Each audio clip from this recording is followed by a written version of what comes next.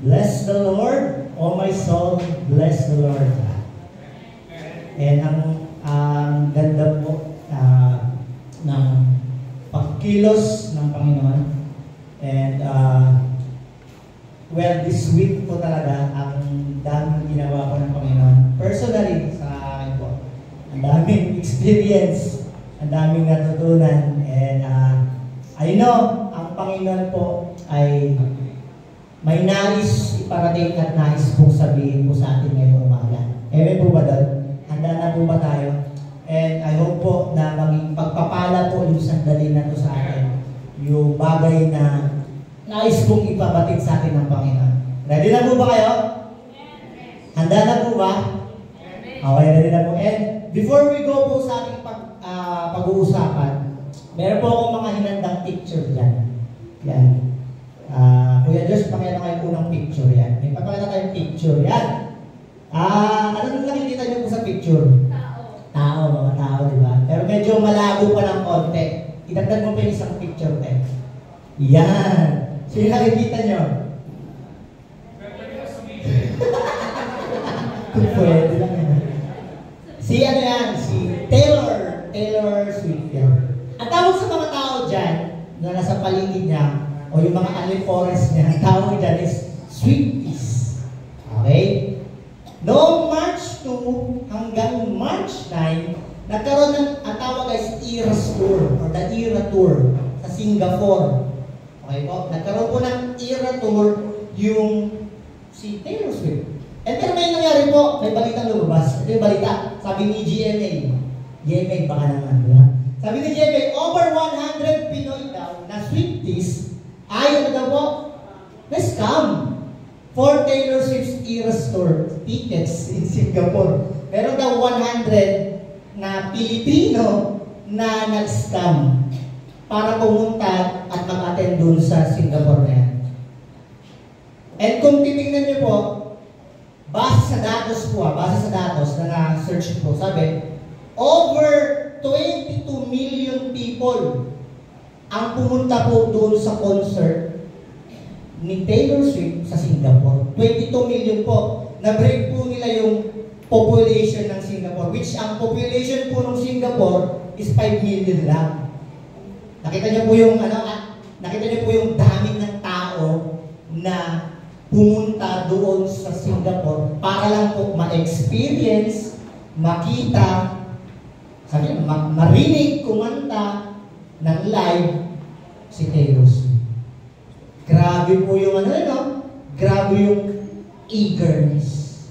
Grabe yung drive nila para lang makita. Handa silang gumastos, handa silang makipagsiksikan para lang pumunta at ma-experience yung idol nila. Sila po yun. Mga Swifties po yun. Pero the question is, tayo din po bang mga mananampalataya? May ganun din po ba tayong drive para sumamba at ma-experience din, marinig din ang Panginoon? This morning po, ang pag-uusapan natin is eagerness or eager to exalt. Which means, meron pa ba yung ating eagerness para sumamba sa Panginoon? Sagutin niyo po sa isipan niyo, nandun pa rin ba yung driving factor ko? Na excited pa rin ba ako? Na kumbaga, pinaglalaanan ko ng panahon para puntahan at sumamba pa rin sa Panginoon. And with that po, inaanyayahan ko kayong tumayo. Samahan niyo po ako and buksan po natin yung ating pong mga Bible. Yan. John chapter 4. Magkaroon po tayo ng salitang pagbasa. Okay po? John chapter 4, beginning from verse 7 hanggang verse 30. Yan, ipa-flash na lang po yung nakita ko. So, babasahin ko po yung verse 7. Okay? Then, tutugon po kayo sa verse 8. Then, on the verse 30, sabay-sabay po natin babasahin. Okay po? Nakita na po ba? Say amen? Amen. Okay po? John chapter 4, verses 7 to 30. Verse 7, ito po ang sabi. A Samaritan woman came to draw water, and Jesus said to her, "Give me a drink." Verse 8.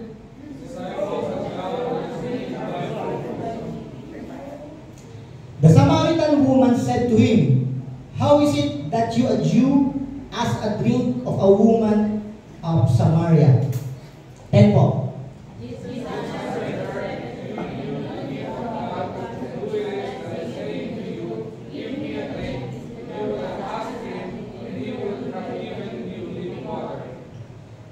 The woman said to him, "Sir, you have no bucket and a well is deep. Where do you get the living water?" 12.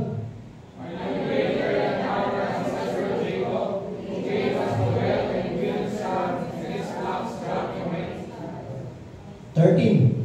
Jesus said to her, "Everyone who drinks of this water will be thirsty again." 14.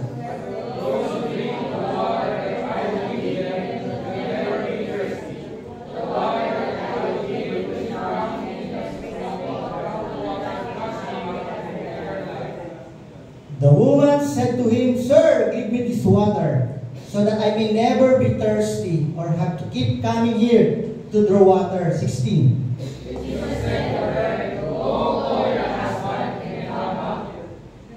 The woman answered him, "I have no husband." Jesus said to her, "You are right in saying, I have no husband." 18.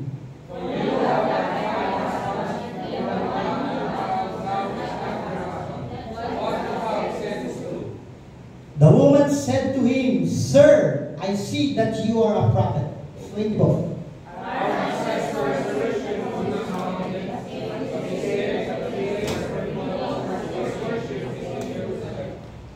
Jesus said to her, "Woman, believe me, the hour is coming when you will worship the Father, neither the mountain nor in Jerusalem." 22 po.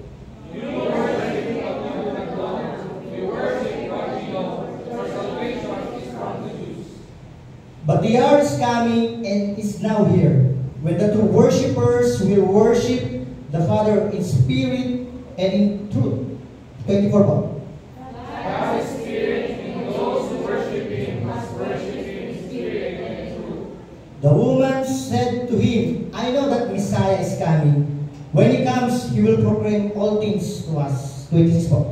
Jesus said to her, "I am He, the one who is speaking to you." Just then his disciple came, when astonished that he was speaking with a woman, but no one said, "What do you want?" or "Why are you speaking with her?" 28 po. And the woman left her water jar and went back to the city. She said to the people, "Come and see a man who told me everything I have ever done. He cannot be the Messiah, can he?"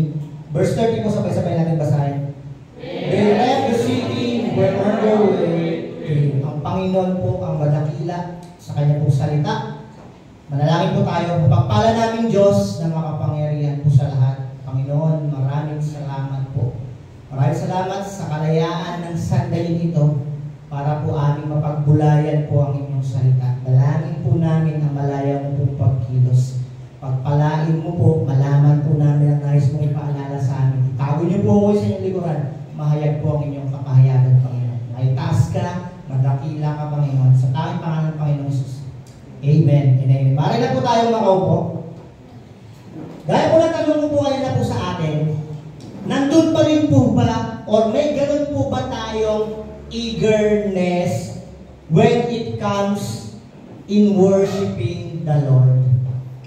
Just like dun sa mga Swifties, may ganun pa rin po ba tayong pagkasabik na to the point, gumagastos, nagpupuyat, nag-e-effort, sabihin na natin, para lang sumamba sa Panginoon. Sagutin niyo po sa isipan niyo yung tanong na yan. And maaari, siguro, sa kadahilanan, na meron tayong hindi nagagawa when it comes to worship the Lord. May mga ilang bagay tayong nagagawa, we fail to do, kaya hindi natin nagagawa din na makapag-worship sa Panginoon. Tingnan po natin, isa-isahin natin. Tingnan natin. Why we fail to worship the Lord? Una po, we have a wrong perception when it comes to worship. Ano ba yung ibig sabihin? May papakita po mga picture yan. Pinakita na yan. Ano po yung nakikita nyo sa picture ko? Usually kasi ang pagkakalam natin, ang worship is yung pagkanta, pag-play ng instrument, pagsayaw, okay? Minsan nakukulong tayo dun sa box na mag-worship ako kasi kakanta ko. Or mag-worship ako, may gagawin ako something dito. Pero hindi lang po kasi iyan ang worship. Hindi lamang po nakukulong sa isang area na ang pag-worship lang ay ang pagkanta at ang pagsasayaw o kung ano man ginagawa dito. Minsan, akala natin yun yung worship. Ano po ang sabi? Sabi ng definition ng worship, worship is an internal attitude daw towards God where we express love, in-express natin yung pag-ibig natin sa Diyos, yung ating pagpapasalamat sa Kanya, yung mga bagay na ginawa niya. In-express natin through music, through dancing. Doon natin ipinapakita. Okay? In-express natin na yung pagiging gratefulness natin, yung bagay na ginawa ng Panginoon sa atin. So doon natin in-express, kinakanta natin. Okay? Pero may ano po dyan. Sabi ng Romans chapter 12. Sino po nakakalam ng Romans chapter 12? Therefore, I urge you, brethren, by the mercies of God, that you may present your bodies. What's that? A living sacrifice, which is your reasonable service. Sa ibang salin, worship. So, hindi lamang po pala attitude, hindi lamang po pala feeling, hindi lamang po pala nararamdaman yung bagay na kailangan natin gagawin. Ibig sabihin, it's something to do with what we do. Ibig sabihin, lifestyle pala siya. Isang bagay na ginagawa ko. Hindi lang dahil linggo kasi sasamba ako, linggo lang. Hindi po yun. It's a lifestyle. Ano yung ginagawa ko ng Lunes? Ginagawa ko ng Martes, Sabado, hanggang maglinggo. Hindi lang po linggo ang worship. Okay po ah. Kaya sabi ni Roman, sabi ni Paul, kailangan daw natin i-present yung katawan natin as a living sacrifice. Nandun na tayo sa idea na kakanta ko kasi i-channel ko yung pagiging pasalamat ko sa Panginoon. Okay po yun. Pero hinahamon din tayo that we should present our bodies. Ibig sabihin, maging gawin natin na nagsasamba sa Panginoon. Ang tanong is ato. Ano po yung ginagawa natin sa bawat araw na lumilipas?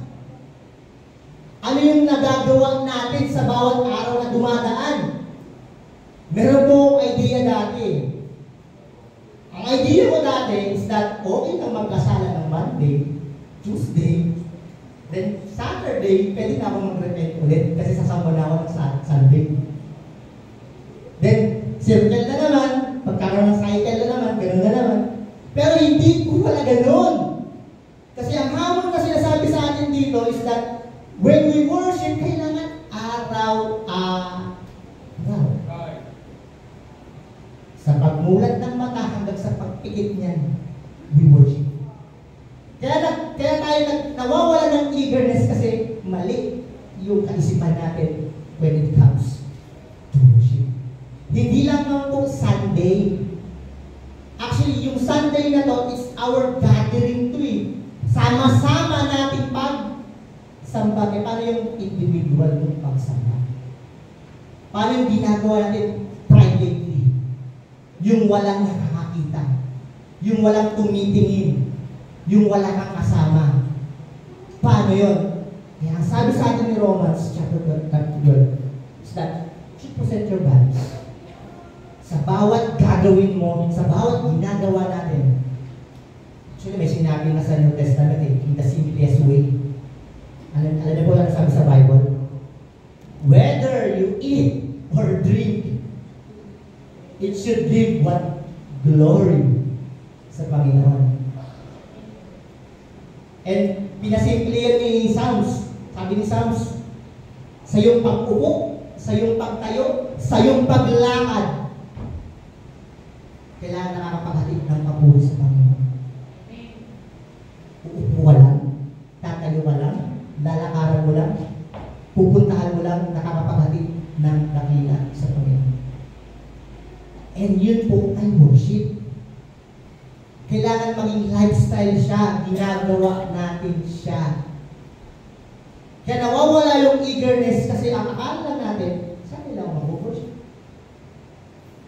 Pero it's a thing na dapat natin pong ginagawa. Pangalawa, hindi lamang po meron tayong maling pananaw or wrong perception when it comes to worship because we don't know why we worship the Lord or why we worship Him. Hindi natin alam bakit ba natin worship si Lord. Akala kasi natin na pag may something binigay ako sa Panginoon, okay na yun. Well, the truth is hindi tayo kailangan ng Diyos. Sabi nga, even the stones can sing. Even the stones can glorify the Lord. So in short, hindi na kailangan ng tao. Kaya minsan sabi natin, may binigay ako, may ginawa ako sa church, may bagay ako, nag-effort ako. Pero in reality, hindi yun kailangan ng Lord. Pero bakit natin kailangan? Yun yung tanong dun eh. Kung hindi kailangan ng Diyos, bakit natin kailangan? Kasi ito, gusto ng Diyos na i-worship natin siya di dahil sa nagagawa ng worship sa Kanya, kundi ano ang nagagawa ng worship sa atin. Ibig sabihin po, sabi kasi, we become what we worship.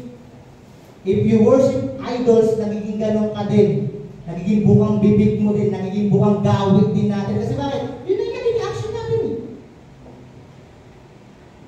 Diba? Ako po, pinapansin ko yung sarili ko. Kinedget ko lagi sarili ko. Nung nag-ano po ako dati, nung na-incline ako sa panunood ng, ano ba yun? Yung may pinakalaw teleserye. Yun, Royal Blood. Eh, nalimutan mo na yun. Na-incline ako! Eh, yung movie kasi na yun, yung palabas na yun, is more on suspension. Hinahanap yung killer. Kaya bibigyan ko lang punto yung we become what we worship. Kasi, hindi ko nalalaman sa sarili ko. That eventually, nagiging ganun yung thinking ko. Naging critical na yung pag-iisip ko na lahat. Parang may inisip ako sa mga. Nagiging tamang hindi. And it's the truth. Nagiging ganun din tayo kasi hindi natin mamalan nagkakaroon siya ng application sa atin. Ang tanong, ano yung madalas natin ginagawa? Yan yung madalas mong nabibigay, bukang bibig. Kasi we become what we worship. Kaya gusto ng Diyos, hindi para sa Kanya, para sa iyo. Para maging katulad mo siya. Sabi nga ng kanta, to be more like Jesus. Kaya tayo sasamba kasi gusto ko maging kawanis niya. Makuha ko yung kaisipan niya. Makuha ko yung, ano ba yung gusto ng Panginoon dito? Ano ba yung nais ng Diyos dito? And when we miss that thing, when we miss that thought, at nauwi tayo sa mga bagay na kinakaabala natin liban sa Diyos. May ginagawa din po ako. Pero, isang bagay na naunawaan, tinitignan ko is that at the end of the day, Lord, kayo pa din. Sa inyo pa din. And yun po yung gusto ng Panginoon. Na i-worship natin siya, not dahil may ibibigay ka sa Kanya, may nagawa ka sa Kanya, hindi ko lang. Gusto ng Panginoon is to be us, maging more like Him. Yun po yun, kaya nasasamba. Magkaroon ng transformation sa atin, magkaroon ng changes sa atin. So hindi lang po yan, why we fail to worship? Wrong perception, we don't know why we worship. Pangatlo, because we have unconfessed sin. Sabi po ng Psalms, yan, nandiyan yung ano. Paano nga po yung Psalms chapter 66. Sabi po ng Psalms 66, if I regard iniquity in my heart, ano daw po? The Lord will not here. Malaking bagay po pala ang nagkakawa ng kasalanan when it comes to worship. Alam niyo ito po, honestly, pwede tayo kumanta, pwede rin magsabi ng pasasalamat sa Panginoon, mag-offer sa Kanya, magpakahirap tayo para sa Kanya, pwede po yun. Pero if there's a sin dito, sa pusong ito, at inaalagaan natin, ano po sabi ng Bible? Hindi ko pa ganyan. Hindi ko ano yun yan. Kaya mahalaga po na before we come, before we go sa Panginoon, before we worship, before we do yung ginagawa natin sa bawat pagsambang ginagawa natin, magkaroon muna po tayo ng pagsisiyasat. Kasi honestly, hindi 100% na sa tamang hulog po tayo. Baka kapag-ising natin, mali na tayo ng pagkakahiga. Iba na yung nasa isipan natin. Kaya mahalaga ang bagay po na magkaroon tayo ng pagsisiyasat. Especially when worshiping the Lord. Lord, siyasatin mo ako. Kaya alam niyo po nung nagkasala si David, nung nakagawa siya ng isang bagay na mali sa Panginoon, ano po isang bagay na nilapit niya sa Panginoon? Lord, create me a new heart, a clean heart. Pakingtapatin mo po ako. And the same way, kapag tayo po nawa ay sumasamba, nawa pag tayo po yung lumalapit sa Panginoon, Lord, i-consider natin yung bagay na yun. Meron po pa akong kasalanan na gawa? Lord, may inom pa akong hindi ko naman lahat na gawa ko ng pagkakaroon. Kasi anong gagawa ko ng isang bagay po sa inyo na hindi nyo papakinggan. Ang salita niya po nagsabi nun, if there's iniquity in your heart, in my heart, the Lord will not hear. So mahalaga po na sinasabi natin, Lord, sisakin mo, pakingdapatin mo, pakingitama mo. So those are the reasons why we fail na magkaroon ng eagerness. So yan, ano kailangan kong gawin? What should I do para magkaroon ng eagerness? Dalawang bagay lang po. Nasa verse 24 po yun nung binasa natin. Basahin ko lang po ulit ha. John chapter 4 verse 24. Sabi po dyan, ano po? God is Spirit, and those who worship Him must worship Him in Spirit and in truth. Dalawang bagay po na sinabi dyan. We should worship God daw by ano po? Sige po, ano nakasulat? By Spirit and in truth. Babangay-bangayin po natin yan. Unahin natin yung Spirit. Ano po ba ibig sabihin ng Spirit? Tatlong bagay po. It means a person who have spiritual life. Ano po ibig sabihin nun? Being born again. Nung pinag-aaral ang gusto ko, ang makakapagsamba lang pala sa Kanya, yung bagay na merong kaugnayan sa Kanya. Pwede tayo, ulitin po ulit, pwedeng kumanta yung mga walang ugnayan sa Panginoon, pwede nilang kumanta, pero hindi nila tunay na wino-worship ang Panginoon. Kasi mahalaga yung word na one in spirit, kaparehas. Kaya mahalaga po na meron kang kinikilala at minsan sa buhay mo at tinanggap mo ang Panginoon sa buhay mo. The question is, kung meron man po sa atin dito na alam mo sa sarili mo na parang wala pa akong nararamdaman at kinilala ko ang Panginoon, yun yung isang bagay na malaking kulang marahil kaya di ka makapagsamba ng tama totoo. Kasi isang bagay na kailangan yun eh. Kailangan mong magkaroon ng kaugnayan una sa Kanya. Paano mo siya sasambay kung wala kang ugnayan sa Kanya? Para kang pumunta ng isang concert na hindi mo kilala kung sino kumakanta. Kaya mahalaga po na magkaroon tayo ng pagbabago spiritually. Hindi lamang po yun. Ano ibig sabihin ng spirit dyan? You can worship whenever and wherever. Kahit saan, anumang oras, pwede nating sambahin ang Panginoon. Kahit nasa handa ko po, mangyari lamang, meron po tayo tinatawag na sama-samang pagsamba. Which is po yung encouragement naman po sa Hebrews, not forsaking the assembly, the gathering of believers. Yun po yun eh. Pero the reality din, pwede naman din natin gawin na magsamba tayo at sa lugar. Okay? Whenever, wherever. Kahit anong sitwasyon, kalagayan ng buhay mo, pwede kang sumama sa Panginoon. Pero meron din pinapaya sa atin na itong bagay na to, itong gathering natin, huwag natin makabayaan. Kasi it gives encouragement, it gives glory sa Panginoon. So, hindi lang po yun.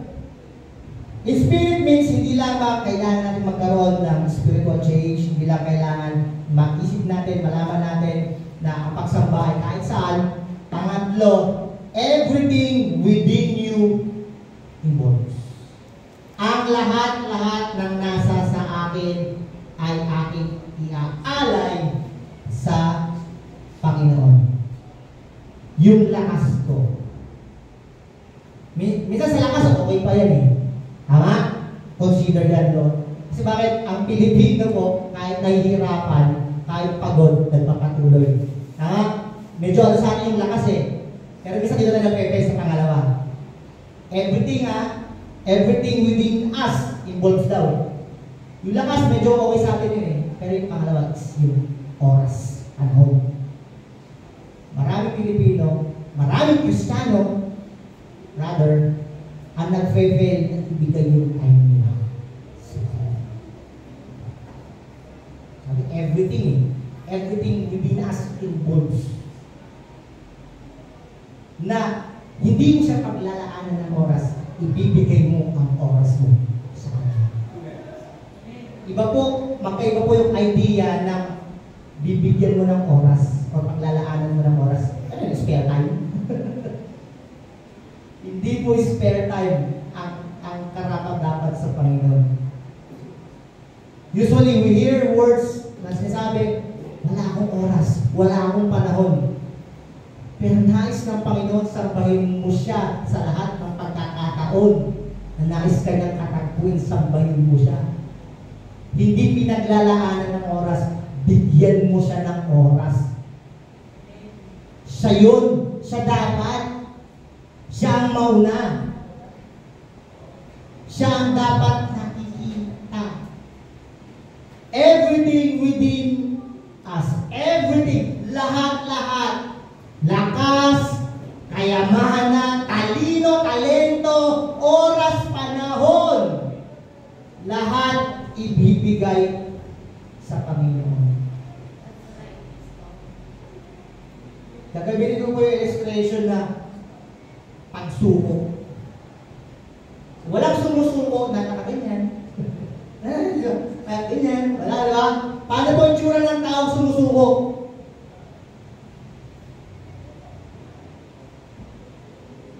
Ano po yung ibig sabihin? Wala ako, iiwan, ibibigay ko lahat.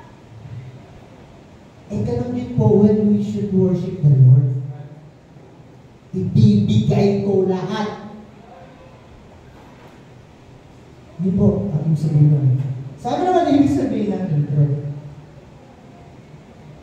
Maraming pagkakataon, nandun tayo sa idea na, oh, Pastor, I worship the Lord, mayroong relasyon sa Kanya, meron siyang oras sa akin, binibigay ko panahon sa Kanya, alam ko pa paano sa Kanya, pero may binamit pang isa, intro. Ano po ibig sabihin ng salitang yan? Tatlong bagay din po. It means with a true heart. Ibig sabihin, yung intention mo ba ay totoo? Yung ibang ginagawa ay para sa Panginoon. Maraming pagkakataon, sa sarili ko, nakukot po ako sa ganong idea. That we please man na nakatingin, pero gusto ng Panginoon na maging totoo yung motibasyon mo. Na bakit mo ito gagawin? Hindi dahil kay pastor, baka pagandang ako ni ate, ni kuya. Hindi, kasi gagawin ko to kasi gusto ko sumamba sa Panginoon. Yun yung intention ng puso ko. Ginagawa ko to kasi para sa Panginoon. In spite and despite of may nakatingin o walang nakatingin. Sabi nga, may narinig ako ayoko maging crowd pleaser. Sila ang audience na gusto ko. Ang Panginoon. Sarap, di ba? Yun ang magandang idea. Na ang ipilipis lang natin is one audience. Gusto ko ngayon. Ay, yun yung maging totoo dapat sa atin. Yung intention natin. Do we really mean yung ginagawa natin? Totoo pa sa atin yun? Yung ginagawa natin? At kaya siya nagiging mahirap. Kaya siya nagiging bigatin kasi hindi nagiging totoo sa atin. Kaya siya parang ang bigat-bigat naman. Gigising ako ng maaga para sumamba kay Lord. Pag tama ang intention mo, tama ang dahilan mo kung bakit mo ginagawa yun, alam mo kung bakit mo kailangan gawin. Mawawala yung ganong ideas. In truth, di lamang po yun. In truth means according to the word of the Lord. Sabi nga po lagi ng pastor natin, pagtaliwas na po sa Bible ang pinapahagi natin, huwag nyo na pong pakinggan. Pero hanggat salita ng Diyos po ang binabahagi at nababahagi sa pulpitong ito po, sa lugar na ito, sa dakong ito, panghawakan po natin ang paniwalaan. Kasi bakit? Ito po ang basihan ng katotohanan natin. Ang salita ng Diyos. Sa pangalan na nga natin Bible. Hiding aside, ang maging basihan po natin kung bakit din natin gagawin ito. Liban na yung motivasyon natin maging para sa Panginoon, ang maging basihan din natin kung ano ba ang sinasabi ng Panginoon. Kahapon po nandun po ako sa isang parang siguro fellowship meeting. Alam po, kilala niyo po yun, si Pastor Wayne. And may iniwan po siyang tanong sa amin. The question is, bakit po ginagawa? And lahat po kami, may mga answer kami doon. May mga soundbite, spiritual ng mga sagot. Eh, walang mali naman doon. Pero sabi niya, ang nice na isagot sana doon is that ginagawa mo yung ginagawa mo kasi yun ang sabi ng Diyos. Pag sinabi ng Diyos sa'yo, gawin mo. Eh, bakala mo wala lang, Pastor? Ano po ba? Ano naman? Ito po. Wala po sa bar. Wala po sa palengke. Nandito po. Wala po sa Facebook. Ang mga nagtitiktok lang makikita nyo. Ang makikita nyo po dito. It is the written revelation ng Panginoon. So makikita natin, malalaman natin, dito natin dapat ibase yung ating gagawin. And laging encouragement sa amin ni Pastor. Sabi ko, Pastor Dennis, ano ba sabi ng salita ng Panginoon? Ano ba yung pinangahawakan yung verse? Ano ba yung pinangahawakan yung scripture? Kasi yun yung magiging basihan natin. Kasi idea lang, marami tayong idea. Marami tayong pamamaraan. Pero pinakang magandang pagbasehan natin, ano ba ang sinasabi ng Diyos. In truth, pangatlo po. In truth, hindi lamang maging totoo sa puso natin, maging basihan natin ang salita niya. In truth means with Christ. Kasama ang Panginoon.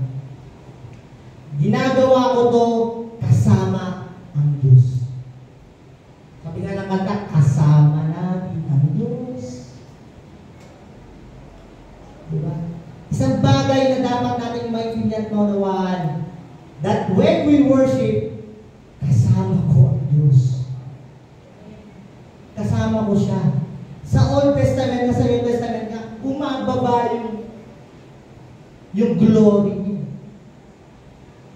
And makita natin yung idea na yung katotohanan na yun, that when we worship, nandun tayo sa kasama natin ng Diyos. Sabi nga ng Bible, if 2 or 3 are gathered in my name. 2 or 3 po, sabi ng Bible. Ilan po tayo? More than. Nandun po siya sa kalagitnaan natin. Hindi po dapat natin makita.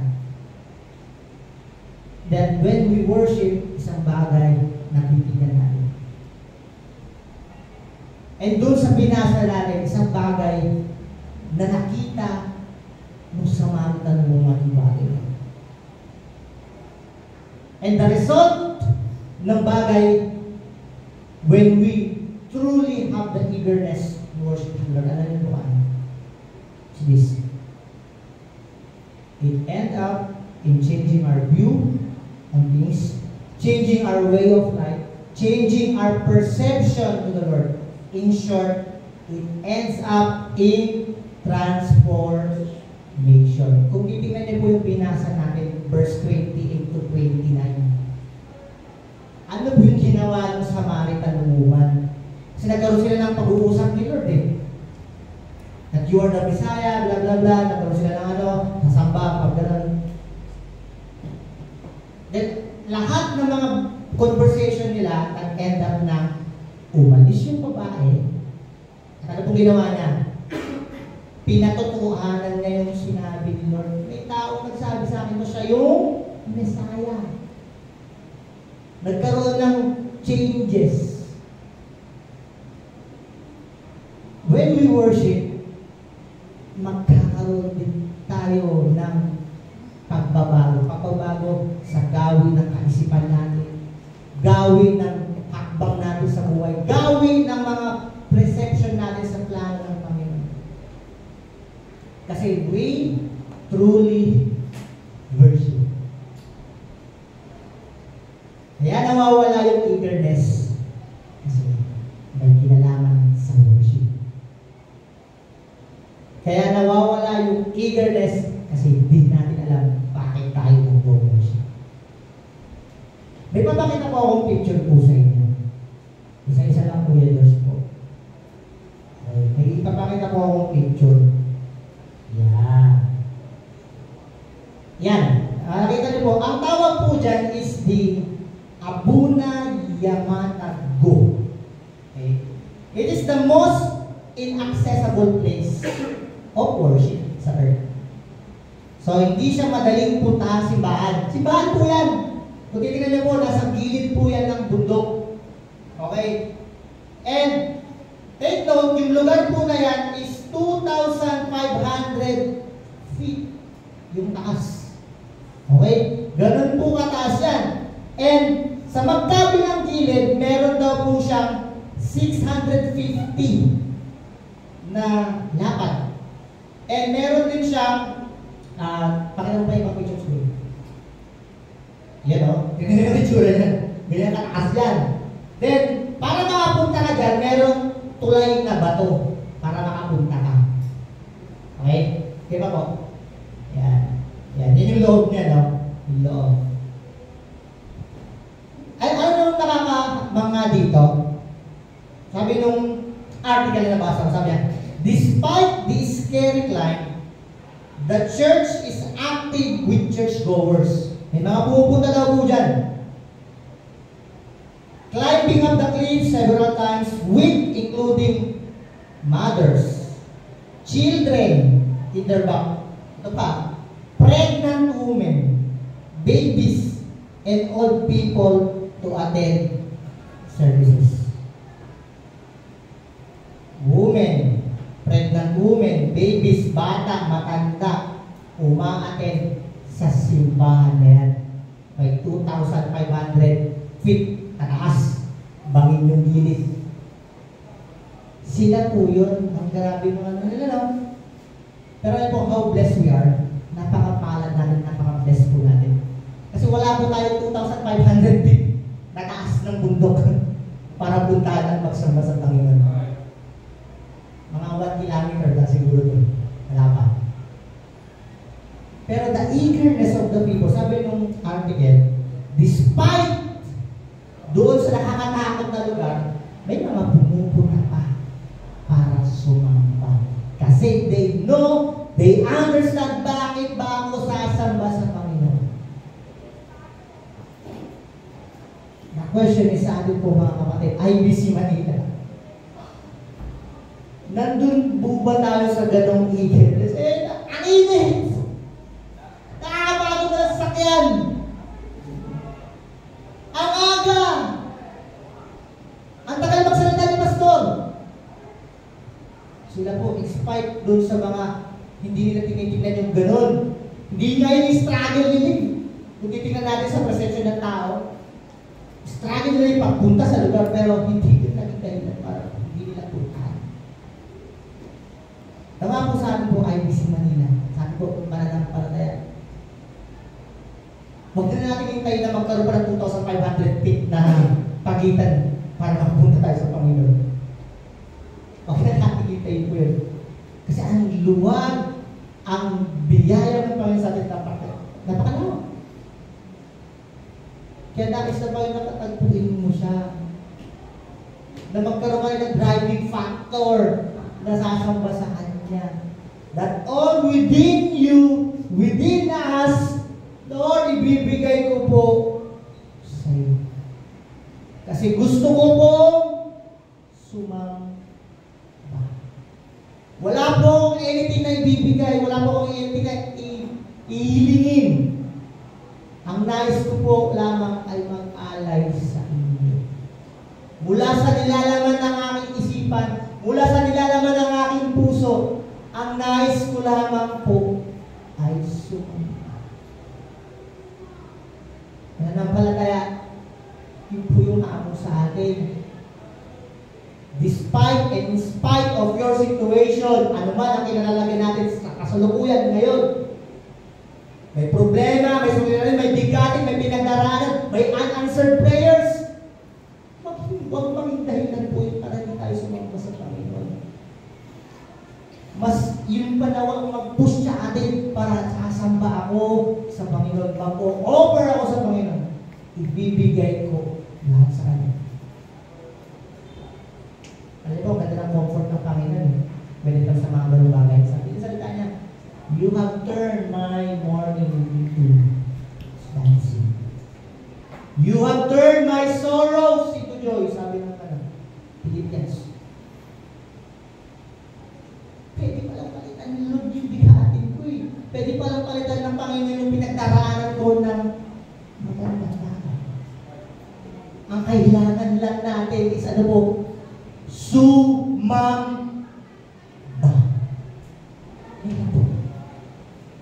At sa pagsamba natin, yung ating pagkasabik, yung ating eagerness, magpawawala. In spite and despite ng inyong kalagayan, ng ating kalagayan, we should worship. Manalangin po tayo. Mapagpala namin Diyos na mapag-ewan po sa atin. Panginoon, Lord, maraming salamat. Maraming salamat, Panginoon, sa paalala mo sa amin. Tunay, Panginoon, bisan, parang akala namin isang malaking kalugihan yung sumamba sa'yo. Parang isang malaking, ang daming mawawala sa amin pag sumamba sa'yo. Pero Lord, the reality, sa lahat ng bagay na yun, Panginoon, malakalaan ka pala sa amin. Pero in spite of those, nais mo, Panginoon, hindi dahil dun sa may ibibigay ka o makakamit kami. Kasi gusto mo, Panginoon, at the end ng aming pagsamba, is gusto mo po na matransform mo po kami na kagaya. Kaya sa daling ito po, lumalapit mo kami. Kayo po tayo lahat, manalangin po tayo. Panginoon, minsan pa sa paglapit namin, humihingi po kami ng iyong pagsiyasat. Lord, nakakayamang sabihin, pero nawawala yung eagerness namin. Sa ginagawa na lang namin yung ginagawa namin kasi dapat namin gawin. Pero Lord, the reality, gusto mo kami makatagpo sa bawat araw. Hindi lang sa araw ng linggo, sa bawat araw na meron po kami. Nais mo po kami makatagpo. Kaya isa pa panalangin po namin, Lord, Lord, ma-incline yun sa heart namin, sa puso namin, na yung aming pagsamba ay dapat po namin ginagawa araw-araw. Sa ginagawa namin, simpleng bagay na ginagawa namin, patuloy ka namin masamba. Marahil kaya din naman, hindi natin tunay na masamba ang Panginoon kasi we miss some important thing. Sabi ng verse, we should worship Him in spirit. It means kailangan magkaroon ng ugnayan, connection sa Panginoon.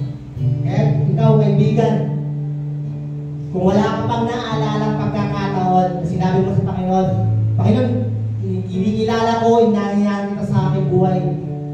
Kunin mo yung pagkakataon na to. Sabihin mo muna sa iyong sarili, Panginoon, inaanyayahan kita. Inaanyayahan kita sa aking buhay, sa aking puso, na malapit lang aking sarili tagapagligtas. Ako po yung maasa mula ngayon, na ako po yung liligtas hanggang sa ito po yung dumating. Yun yung pinakang mahalagang dapat na meron tayo. We should have that connection. Kasi hindi tayo makaka-connect without that connection na magkaroon tayo ng relasyon sa Kanya.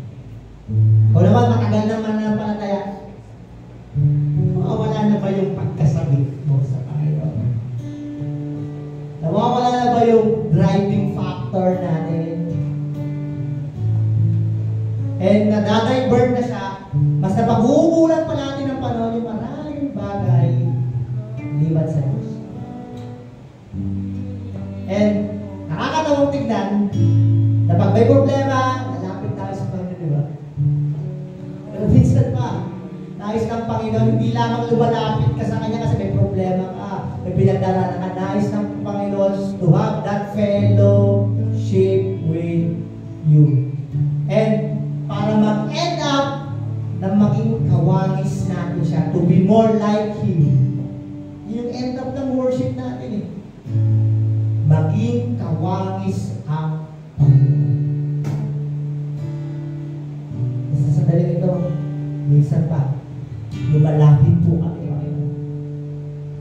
Iyo pong nalalaman ang aming gawin. Iyo pong nalalaman ang takbo ng isipan namin. Sa mga pagkakataon na nagkulang kami at nagkukulang, patawarin mo po kami. Nawa, Panginoon, on starting our day, on starting our week, hindi lamang mag-spare time ka namin. Hindi lamang meron kang spare time. Hindi lang. Bagkus, ibigay namin yung oras na yun para sa iyo. Especially, Lord, sa mga pagkakataon na meron po kang magsasama-sama para po makapagpuli po sa iyo. Lord, build us those attitude na magkaroon kami ng kagalakan para sumamba sa iyo. Maraming salamat sa paalala. Maraming salamat sa iyong pagkilos. Maraming salamat sa iyong buhay, sa iyong paalala, sa iyong salita. Binabalik po namin ang papuri sa iyo.